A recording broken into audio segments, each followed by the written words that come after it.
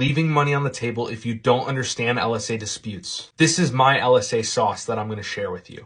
Let's break down how disputes work. Let's go through them one by one. The first one is job not served. This one is going to be one of the most common that you use. This one, for example, if you have someone calling you, if I have someone calling me, we'll say, and they're asking for laundry service. No, I don't offer laundry service. Have a great rest of your day. Hang up. I then dispute that lead, and then I win. Easy like that, as long as you say, we don't offer that service. And then you can call them back after the fact and say, well, did you mean laundry service in addition to your clean, or did you just want laundry? And most of the time, these customers are asking for that specific service up front because they know it's not traditional to the service, or it's not usually in the scope of work. So if you then can offer that, most of the time they're going to be like, yeah, we wanted it in addition to the clean. Well, great. Let me help you out. Get them a quote, get them booked. Second one's going to be location not served. This one is not very common, but it will happen to you every once in a while, where specifically for me, there's Akron, New York near me, and then there's, of course, Akron, Ohio. I have people from Akron, Ohio that will every once in a while call me, and they'll be looking for services in Akron, Ohio, thinking that I service there, and of course I don't. So in these scenarios, you just want to make sure that, hey, you say to them, hey, are you looking for Akron, Ohio or Akron, New York?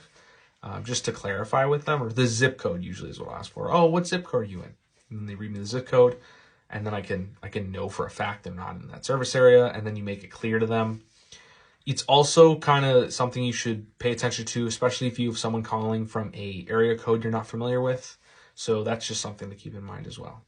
The third one is going to be wrong number or sales call / not a customer. This one is going to happen to you probably every so often, where let's just say you don't answer a call, you couldn't get to it, and someone doesn't leave a voicemail. You can dispute that lead. You'll win that dispute probably 75-80% of the time.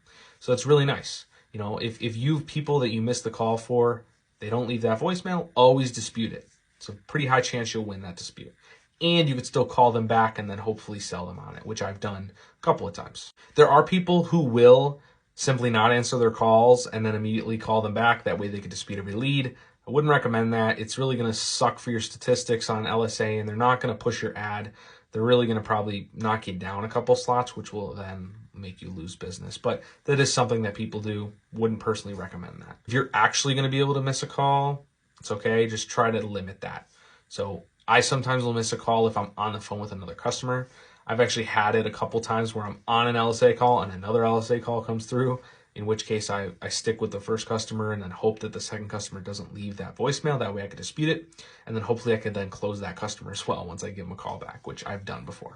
Next one's going to be spam or bot. This one, again, is not very common, but every once in a while you will have a telemarketer or someone trying to sell you something, or a bot or whatever call you. Or I've had it where it's someone calling me and then there's no audio. So if there's no audio, whether it's a technical reason or there is no one on the line, that's great for you, right? Because then you can I would specifically say, there's no audio on my end. I believe this is a bot. Hang up.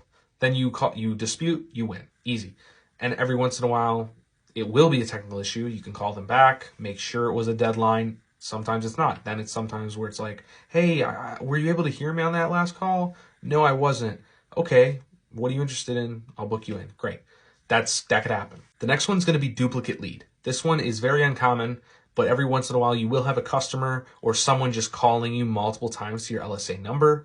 In this one, I've only had it like once or twice where I had someone call me 4 times, in which case I disputed all 4 leads, and you only end up getting charged for one of them. The last one is going to be incorrect business. This one I personally haven't used, and I don't really see the utility for.